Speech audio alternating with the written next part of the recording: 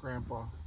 Everybody, Chrissy spent all summer looking at Miners Memorial, and we all did different things. I mean, my early days were at Interurban, and everybody's got different things that he shared with you and did with you.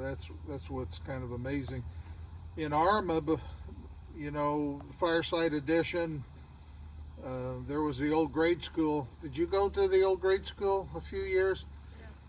When I remember it, it was a shell of a brick building that he put my Noah Art Company in, and we made concrete panels. If you go to the Catholic Church in Arma, you'll see those concrete panels. If you go to the Methodist Church, you'll see the stained glass windows and some concrete panels on the south side. And if you go inside, you'll see a styrofoam dove still on the wall, I believe, in that church that he made and covered in plaster or stucco. It's amazing. Friendship Village in Arma, worked on the swimming pool. Here in Pittsburgh, we talked about the Miners Memorial. He also got involved in Big Brutus, Wilderness Park, the Arma celebration not too long ago. He worked hard on that. You talk about crazy things, how you had to be a little careful, like Mickey. Was it you talking about getting hit in the head? Is that who? He was out on the backhoe. He raised the stabilizer arm, but his foot was in between. Oh my gosh. So he crushed his foot, and it was bleeding in his boot. So he drove himself from Arma to Pittsburgh to the hospital, to the emergency room. That chainsaw deal, I don't know if it's the same one you're talking about. I was cutting wood with him. I had a full tank of gas, and I was trying to cut a big tree when he cut his thigh open, and then he wrecked his truck trying to get out to go to the hospital, and that's when he honked the horn till, I think it was Ed Neal on that deal. Was that true, Casey, or was Ed Neal, I think? Yeah, working over here, and went over and found him before he bled to death and got him to the emergency room. I come after my chainsaw ran out of gas. I find the car in the floorboard full of blood, and I don't know where he's at. And yeah, but anyway, I got three things he shared with me early on. You didn't get to hear these the first. He said, put me in the delivery truck at 13 years old. Told me to just act like you know what you're talking about. Never let on you don't know. Just figure it out. That was the wisdom. The frustrating thing, he would send me out in the warehouse to find something. I couldn't find it in the Arma. He'd come out and find it in 2 seconds, every time. And that was frustrating. But I learned I had to look harder. And then aggravating, they talk about going to Farlington. Who was playing in the cement? Well, I was mixing the cement. And we'd go out there, and I wanted to go swim and boat and have fun. He wanted me to mix the mortar so he could lay the rocks on the dock. And that always was frustrating. But that's what he was busy all the time. And he could work circles around anybody. I don't care who you were. Mom, I got to be the proxy, I guess. You still want me to say your words for you?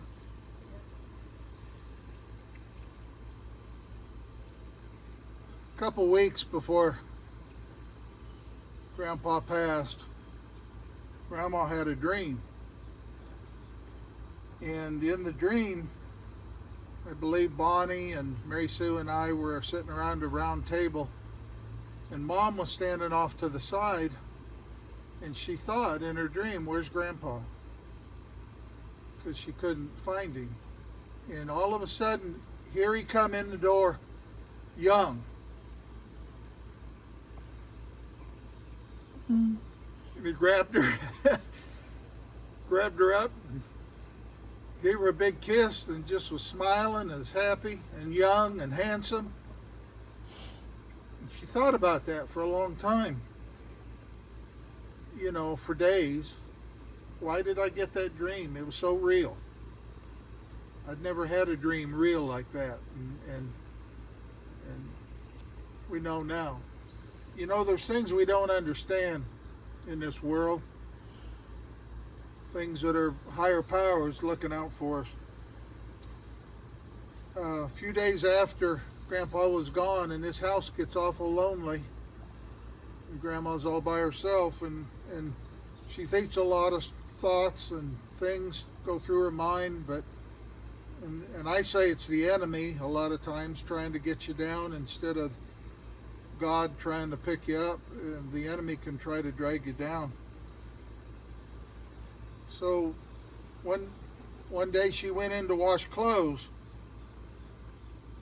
For some reason she noticed this drawer was open by the desk. It was partially open.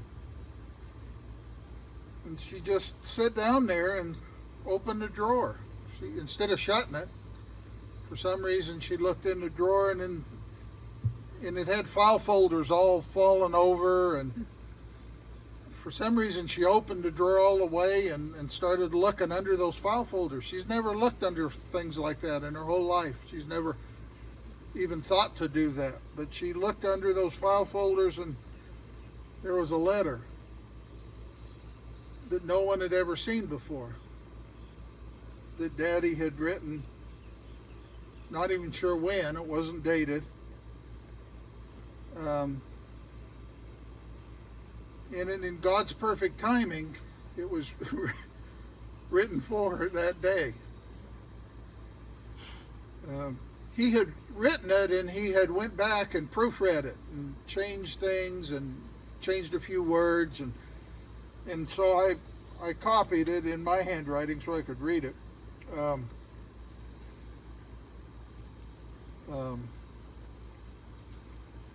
But as she read it, God's peace washed over her, and she knew that he was there with God. She knew that he loved her, and she felt the assurance, and the peace just came over her. And she cried and cried, but tears of happiness. And she reads that letter still a couple times a day, I think. So I'm going to try to read it. Now, Louise's name for Grandpa was Easy. E-A-S-Y. So if you didn't know that, I'm not sure everybody knew that or not, but that's... So it said... her name to him. Yeah, is that what I'm not saying? Grandma's name is Easy. Grandpa called her Easy. E-A-S-Y for Louise. So the letter said, "Too easy. I often think back to that first meeting and see a beautiful young girl standing by the flower and the grapevines on the side of your father's driveway.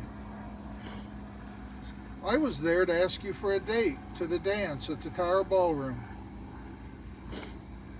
I would drive south along the trolley car tracks and turn into the Osana driveway many, many more times in the next 4 years. We had a lot of fun together in everything we did.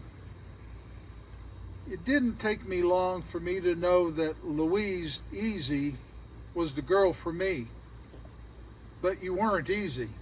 It took the next 4 years to talk you into getting married. We never had a lot of money, but that didn't keep us from having a nice home and a good life. When David, Bonnie, and Mary Sue came into our lives, it made everything more precious, and we enjoyed our life together, working, playing, and learning how to be a good family. Louise, you were a good mother and friend to our children.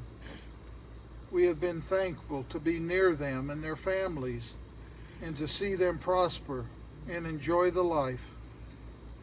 In the early 70s, we decided to take a big chance and build our True Value Home Center in Pittsburgh. Louise had worked with her father in the meat market, but not in the Arma store in Urban. But we ordered our first order together for the new store, is what she's talking about. And she was off and running. Louise had the best housewares and gift department in Pittsburgh and helped make the store a great place to shop. Our children all worked in the store as their studies would allow, and David became the manager. We felt luckier to have our children stay near us and to see them and their children as they grew up. When I retired in 1992, we built our second new house, which we enjoy very much. You sure have a nice place here, lady. I kept telling her, Louise, and she agrees. I guess he would say that all the time. We have had a very good life together, and easy. I love you very much, and I always will. I even like you. And I pray we will have many more happy years together. Love, Cass.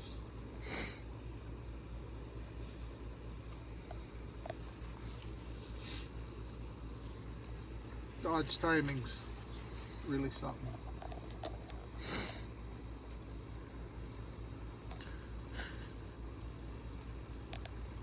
I'm going to go start. Next on the agenda is the video